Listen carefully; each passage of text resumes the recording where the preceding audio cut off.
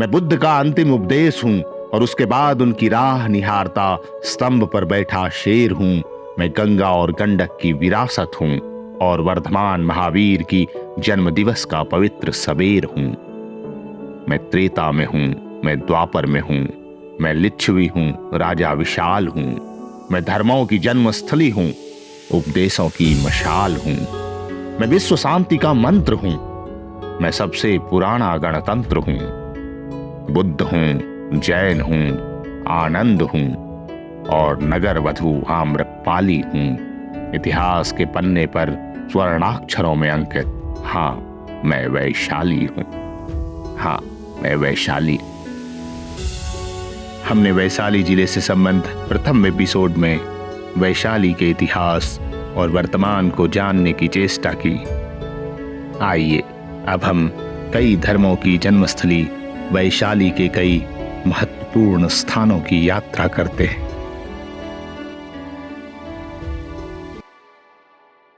अपनी पौराणिक, ऐतिहासिक और आध्यात्मिक विरासत को समेटे और सहेजे हुए वैशाली एक महत्वपूर्ण स्थान है। अवशेष स्तूप। यहां लिच्छवियों ने श्रद्धापूर्वक गुरु के अवशेषों के 8 हिस्सों में से एक को संरक्षित किया जो उन्हें महापरिनिर्वाण के बाद मिला था। बौद्धों के लिए सबसे लोकप्रिय स्थलों में से एक यह स्थल भगवान बुद्ध की पवित्र राख को संरक्षित करता है। बुद्ध अवशेष स्तूप का निर्माण लिच्छवियों द्वारा 5वीं शताब्दी ईसा पूर्व में मिट्टी के स्तूप के रूप में किया गया था। स्तूप के मूल से खोदे गए अवशेष ताबूत में भगवान बुद्ध की मिट्टी में मिली हुई पवित्र राख, शंख का एक टुकड़ा, मोतियों के टुकड़े, एक पतली सुनहरी पत्ती और एक तांबे का पंच चिन्हित सिक्का था। हाल के शोध के अनुसार अवशेष स्तूप संभावित रूप से पुरातात्विक रूप से ज्ञात सबसे पुराने स्तूपों में से एक है। कुटगरसाला विहार। कुटगरसाला विहार वह मठ है जहां बुद्ध वैशाली की यात्रा के दौरान सबसे अधिक बार रुके थे। यह अवशेष स्तूप से 3 किलोमीटर की दूरी पर स्थित है और इसके जमीन पर आनंद स्तूप पाया जा सकता है। अभिषेक पुष्करणी। अवशेष स्तूप से कुछ 100 मीटर की दूरी पर अभिषेक पुष्करणी राज्याभिषेक टैंक है। तालाब के पवित्र जल से वैशाली के निर्वाचित प्रतिनिधियों का अभिषेक किया जाता था। विश्व शांति पगोड़ा। राज्याभिषेक टैंक के बगल में जापानी मंदिर और जापानी निचिरेन बौद्ध संप्रदाय निप्पोंजन मायोहोजी द्वारा निर्मित विश्व शांति पैगोडा है। वैशाली में पाए गए बुद्ध के अवशेषों का एक छोटा सा हिस्सा स्तूप की नींव और छत्र में स्थापित किया गया है। वैशाली संग्रहालय। वैशाली संग्रहालय प्राचीन वैशाली की खुदाई के दौरान मिली प्राचीन वस्तुओं को प्रदर्शित करता है। 1971 में भारतीय पुरातत्व सर्वेक्षण द्वारा स्थापित संग्रहालय में पाल काल से संबंधित बुद्ध की मूर्ति की बेशकीमती संपत्ति प्रदर्शित है, जिसमें उन्हें एक सुंदर मुकुट, शानदार हार और अन्य आभूषणों से सजाया गया है। भूमि स्पर्श मुद्रा में बुद्ध की एक उल्लेखनीय बिना सिर वाली मूर्ति है। संग्रहालय में विष्णु और उमा शंकर की मूर्तियां मौजूद हैं और बंदर, सांप, घोड़े, बैल आदि जैसे जानवरों की भी मूर्तियां हैं। संग्रहालय में मध्ययुगीन संस्कृतियों और मौर्य, गुप्त, कुषाणों के शासनकाल को प्रदर्शित करने वाली 2000 से अधिक प्राचीन वस्तुएं हैं। चौमुखी महादेव मंदिर।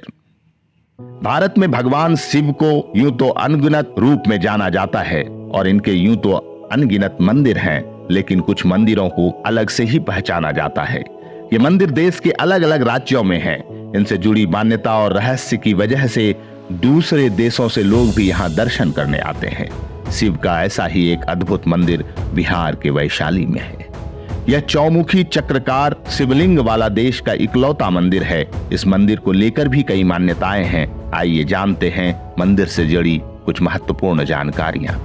यह मंदिर बिहार के वैशाली जिले में कम्मन छपरा में स्थित है। यह मंदिर झारखंड के बाबा वैद्यनाथ मंदिर और वाराणसी के काशी विश्वनाथ मंदिर के बीच में पड़ता है।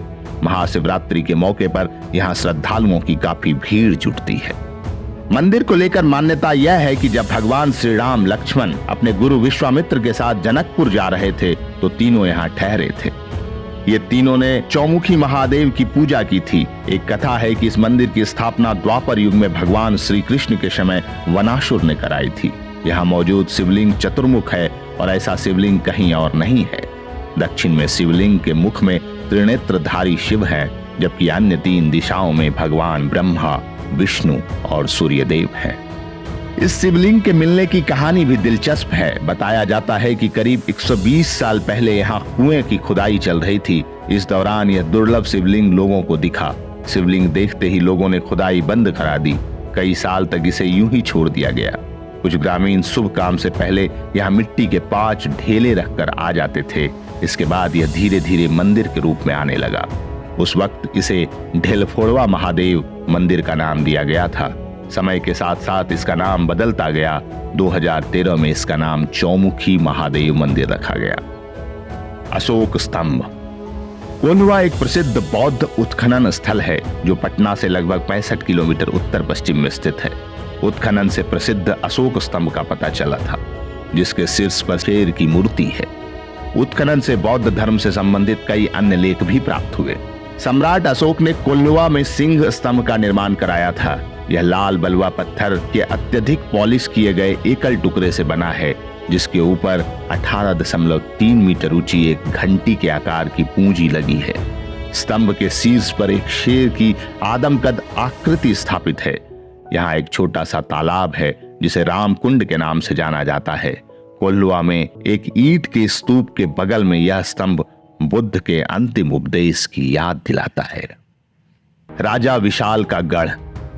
वैशाली में राजा विशाल का गढ़ एक विशाल पहाड़ी है जिसमें एक मंच है जो पर्यटकों को आकर्षित करता है। इस पहाड़ी के विशाल मंच के बारे में कहा जाता है कि यह राजा विशाल की संसद थी। इसकी रूपरेखा 1 किलोमीटर है और डिवाइडर 2 मीटर ऊंचे हैं। यहाँ 43 मीटर चौड़ा चैनल भी है। यह स्थान एक साथ कुल 7,000 लोगों की आबादी को समायोजित कर सकता है। जैन मंदिर। वैशाली का 52 पोखर जैन मंदिर भगवान महावीर के जन्म स्थान के रूप में भी जाना जाता है और यहाँ काफी प्रसिद्ध भी है। इतिहासकारों का मानना है कि इस जैन मंदिर का निर्माण पल्लव राजाओं ने करवाया था। यह मंदिर जैन धर्म के लोगों के लिए एक पवित्र स्थान है जहां अक्सर लोग दर्शन करने आते हैं। वैशाली की महत्ता पर राष्ट्र कवि दिनकर की कुछ पंक्तियां हैं कि वैशाली जन का प्रतिपालक, विश्व का आदि विधाता। वैशाली जन का प्रतिपालक, विश्व का आदि विधाता, जिसे ढूंढता विश्व आज उस प्रजातंत्र की माता। रुको एक क्षण पथिक, इस मिट्टी पे शीश नवाते जाओ। रुको एक क्षण पथिक, इस मिट्टी पर शीश नवाते जाओ। राज सिद्धियों की समाधि पर पुष्प चढ़ाते जाओ। राज सिद्धियों की समाधि पर पुष्प चढ़ाते जाओ। वैशाली स्वयं एक सभ्यता है, एक संस्कृति है, आध्यात्मिक नगरी है और इतिहास के कई स्वर्णिम पन्नों से भरी हुई है। वैशाली के इस पवित्र आध्यात्मिक सांस्कृतिक धरती को प्रणाम। जय वैशाली, जय बिहार।